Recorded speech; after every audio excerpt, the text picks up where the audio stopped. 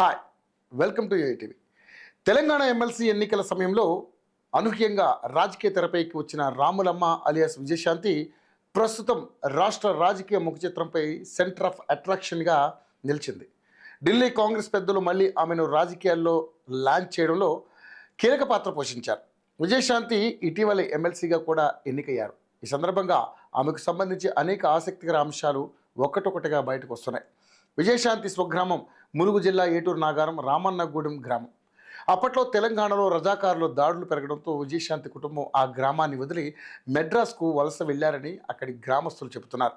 ప్రస్తుతం రాములమ్మ ఎమ్మెల్సీ అవ్వడం, మినిస్టర్ పదవిని కూడా చేపడుతున్నారన్న నేపథ్యంలో విజయశాంతి స్వస్థలమైన రామన్నగూడెం గ్రామస్తులు హర్షం వ్యక్తం చేస్తున్నారు. విజయశాంతి తల్లి తెలంగాణ పార్టీ ఆవిర్భావం సమయంలో ఆ గ్రామానికి వచ్చారని గుర్తు చేసుకుంటున్నారు. ప్రస్తుతం తమ గ్రామానికి విజయశాంతి రావాలని గ్రామస్తులు విజ్ఞప్తి చేస్తున్నారు. ఇక విజయశాంతి మెడ్రాస్లో ఉన్న కాలంలోనే ఆమె తండ్రి విజయశాంతిని హీరోయిన్ చేయాలని స్టూడియోల చుట్టూ తిరుగుతూ సినిమా ఆఫీసుల్లో ఫోటోలు ఇచ్చేవారట. అయితే విజయశాంతికి వరుసకు పిన్ని అయిన విజయలలిత సహాయంతో సినీ రంగ ప్రవేశం చేసింది. ఆ తర్వాత కాలంలో దర్శకుడు టి కృష్ణ దర్శకత్వం వహించిన చిత్రాల్లో నటిస్తూ నటిగా మంచి పేరు సంపాదించింది విజయశాంతి. ఆ తర్వాత కాలంలో గ్లామర్ పాత్రల్లో కూడా తళుక్కున మెరిసి అగ్ర హీరోల సరసన నటిస్తూ తెలుగు సినీ ఇండస్ట్రీలో మంచి గుర్తింపుని సంపాదించింది విజయశాంతి.